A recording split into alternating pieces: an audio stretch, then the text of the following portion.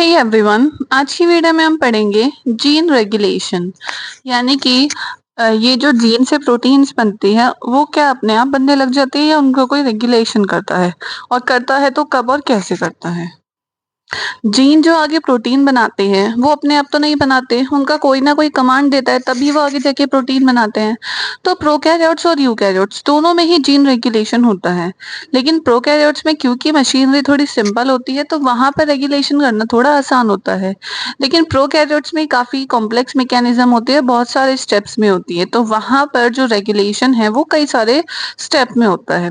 जैसे पहला है जो ट्रांसक्रिप्शनल लेवल पे होता है, यानी जब डीएनए से आरएनए बनता है तो जब ट्रांसक्रिप्शन होता है उस टाइम पर भी रेगुलेशन होता है, जीन कंट्रोल करते हैं उसको। तो वो यानी कि जो प्राइमरी ट्रांसक्रिप्ट बनता है, यानी मैच्योर आरएनए से बनने से पहले जो प्री आरएनए बनता है उस लेवल पर भी रेगुलेशन होता है। ये तो पहला लेवल है। अब ये जो एमआरएनए बनी है उसको मैच्योर होना है। मैच्योर होने का मतलब क्या है? उसकी प्रोसेसिंग, यानी कि उसमें कैपिंग होगी, टेलिंग होगी, स्प्लाइसिंग होगी। तो ये वाला जो प्रोसेस है, इस प्रोसेस पे भी जीन रेगुलेशन होता है, यानी रेगुलेशन ऑफ स्प्लाइसिंग। मेन यहाँ पे स्प्लाइसिंग होती है। हमने पढ़ा था यूकैरियोट्स में इंट्रॉन्स हट जाते हैं और एक्सॉन्स रह जाते हैं। फिर तीसरा लेवल आता है जब एमआरएनए पूरे तरीके से बन गया, अब वो न्यूक्लियस से कहाँ जाएगा? साइटोप्लाज्म में। तो वो भी जीन के थ्रू ही रेगुलेट होता है। और नेक्स्ट लास्ट लेवल है हमारा ट्रांसलेशन लेवल, यानी जब एमआरएनए से प्रोटीन बनेगी उस लेवल पे। तो हर लेवल पे, ट्रांसक्रिप्शन लेवल पे, प्रोसेसिंग लेवल पर, ट्रांसपोर्टेशन के टाइम और ट्रांसलेशन के टाइम, सभी जगह पर यहाँ पे जीन के थ्रू रेगुलेशन होता है। एनसीईआरटी में केवल प्रोकैरियोट्स में जीन रेगुलेशन है, तो वो हम पढ़ने वाले हैं। तो प्रोकैरियोट्स में जीन रेगुलेशन के लिए हमारे पास एक ओपेरॉन होता है जिसको हम बोलते हैं लेग ओपेरॉन।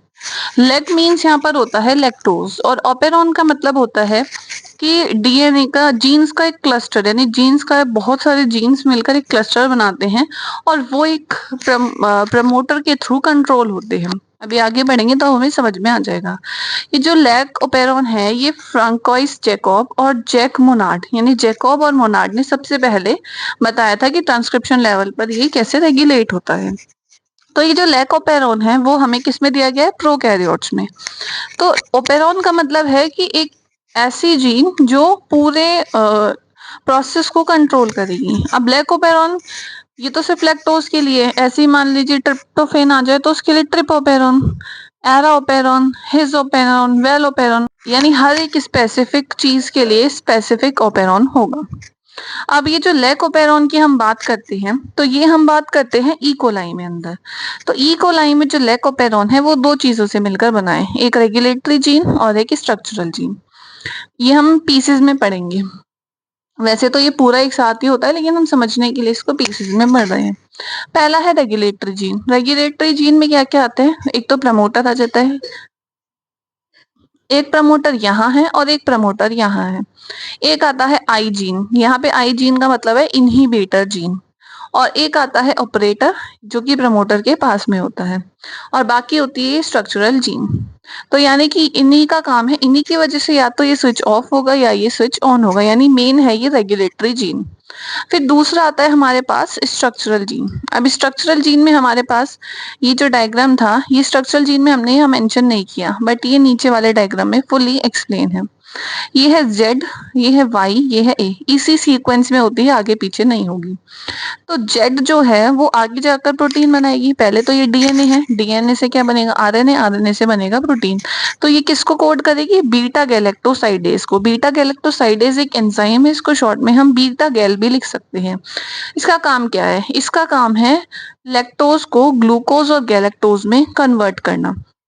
यानी क्या कर रही है? हाइड्रोलाइसिस कर रही है लैक्टोज का। लैक्टोज क्या है? डाइसेकेराइड। डाई मीन्स दो, सेकेराइड मीन्स शुगर, यानी लैक्टोज दो शुगर से मिलकर बना है, एक ग्लूकोज और एक गैलेक्टोज। तो इन दोनों का हाइड्रोलाइसिस कर रही है, मतलब लैक्टोज को तोड़ रही है ग्लूकोज और गैलेक्टोज में। क्यों? क्योंकि जो बैक्टीरिया होता है उसको एनर्जी चाहिए, तो एनर्जी कहाँ से लेगा? वो ग्लूकोज से। अब अगर मीडियम में ग्लूकोज नहीं है, लैक्टोज है, तो उसको लैक्टोज से ही एनर्जी लेनी पड़ेगी। तो अब लैक्टोज डायरेक्टली तो एनर्जी देगा नहीं, तो लैक्टोज को कन्वर्ट होना पड़ेगा ग्लूकोज में। तो लैक्टोज पहले ग्लूकोज और गैलेक्टोज में कन्वर्ट होगा, उसके बाद वो बैक्टीरिया उसको एज अ एनर्जी और यूज कर सकता है। फिर नेक्स्ट आता है वाई। वाई किसको कोड करेगा? परमीएज को। परमीएस का काम है परमिएबिलिटी बढ़ाना। किसकी परमिएबिलिटी? सेल की परमिएबिलिटी, ताकि वो बीटा गैलेक्टोसाइडेज के लिए उसकी परमिएबिलिटी बढ़ जाए और वो ज्यादा एफिशिएंटली काम कर पाए। तीसरा है ए किसको एनकोड करता है? ट्रांस एसिटाइलेज को। तो ये तीनों स्ट्रक्चरल जीन इस तरीके से कोड करते हैं और ये ऐसे नहीं अलग से काम करता है, रेगुलेटरी और स्ट्रक्चरल साथ में काम करते हैं। अब पढ़ते हैं ये काम कैसे और कब करते हैं। पहला केस है हमारे पास, अगर इंड्यूसर एब्सेंट हो। यहाँ पर ये बहुत इंपॉर्टेंट चीज है, यहाँ पर लैक्टोज इंड्यूसर है। ये कई बार एमसीक्यूज में भी आ जाता है क्वेश्चन कि इंड्यूसर क्या है, तो इंड्यूसर है यहाँ पे लैक्टोज। तो अब ये क्या है? ये एक पूरा ओपेरॉन है, ये प्रमोटर, ये आई जीन, ये प्रमोटर, ये ऑपरेटर, ये जेड वाई, ये स्ट्रक्चरल जीन। अब यहाँ क्या होगा? नॉर्मली क्या होता है, ये जो आई जीन है उसमें ट्रांसक्रिप्शन होगा, ट्रांसक्रिप्शन से क्या बनेगा? एमआरएनए, एमआरएनए में ट्रांसलेशन होगा, उससे क्या बनेगी? प्रोटीन। तो आई जीन जो प्रोटीन बनाती है वो होती है रिप्रेसर प्रोटीन।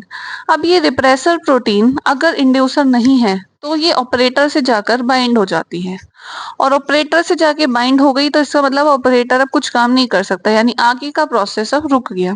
तो इस आई जीन यानी इनहिबिटरी जीन ने क्या किया? ऑपरेटर को रोक दिया, यानी पूरा सिस्टम रोक दिया, यानी इसको हम बोलते हैं स्विचिंग ऑफ, यानी लैक्टोज ऑपेरॉन। यानी कि जो लैक ऑपेरॉन है वो नॉर्मल कंडीशन में स्विच ऑफ ही रहता है, ज्यादातर टाइम ही स्विच ऑफ ही मिलेगा, क्योंकि नॉर्मली तो ये ग्लूकोज लेता है, बट लैक्टोज अगर मीडियम में हम इकोलाई को डाल दें तो ये लैक्टोज को लेगा काम में। तो अब नॉर्मली लैक्टोज नहीं है, हम बोल रहे हैं उसके इंड्यूसर एब्सेंट है, यानी वो किसी लैक्टोज वाले मीडियम में है ही नहीं, तो ये प्रोसेस चलने की जरूरत ही नहीं है। ये प्रोसेस चलने की जरूरत नहीं है, उसके लिए रिप्रेसर यहाँ ऑपरेटर से बाइंड होगा। तो नॉर्मली तो ये ऑफ ही रहता है, स्विच ऑफ। तो इस तरीके का ओपेरॉन जिसमें ये जो रेगुलेटरी जीन होते हैं वो इसको रोकने का काम करते हैं, यानी नेगेटिव काम कर रहे हैं, तो इसको हम क्या बोलते हैं? Negative operon. यानी कि अगर अगर ये इसको एक्टिव कर रहा होता, इसकी वजह से ये प्रोसेस चल रहा होता, तब तो हम इसको पॉजिटिव बोल देते, बट इसकी वजह से ये प्रोसेस रुक रहा है तो इसको नेगेटिव रेगुलेशन बोलते हैं, क्योंकि ये रोक के रेगुलेट कर रहा है उस चीज को। ये तो हो गया पहला केस कि जब इंड्यूसर एब्सेंट है। दूसरा केस है जब इंड्यूसर प्रेजेंट है। इंड्यूसर मतलब लैक्टोज प्रेजेंट है।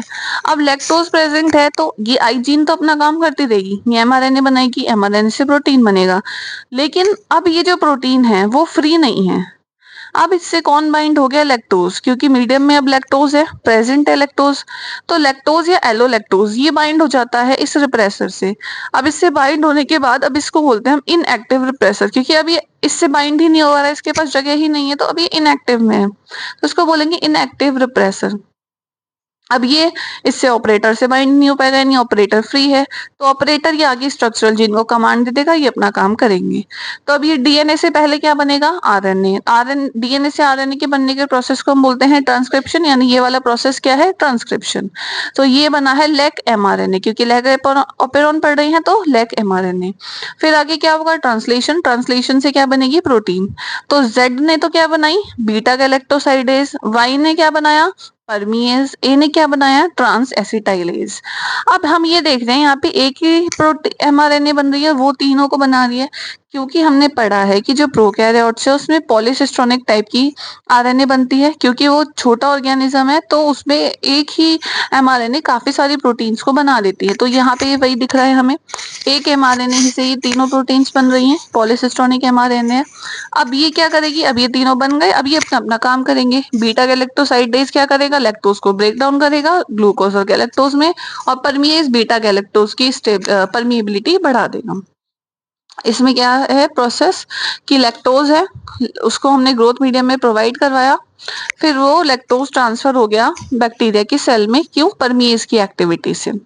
उसके बाद ये जो रिप्रेसर है वो इनएक्टिवेट हो गया, क्योंकि उसने इंड्यूसर से बॉन्ड बना लिया, लैक्टोज से बॉन्ड बना लिया। उसके बाद आरएनए पॉलीमरेज जो है वो अपना काम करेगा, क्योंकि ऑपरेटर तो फ्री है, और ट्रांसक्रिप्शन चलेगा। ट्रांसक्रिप्शन के बाद ट्रांसलेशन होगा और ये आगे हमारी प्रोटीन बनती जाएगी, जो कि लैक्टोज को ब्रेक डाउन करेगी ग्लूकोज और गैलेक्टोज में। और ये प्रोसेस कब तक चलता रहेगा? जब तक मीडियम में लैक्टोज है, यानी ये इंड्यूसर है।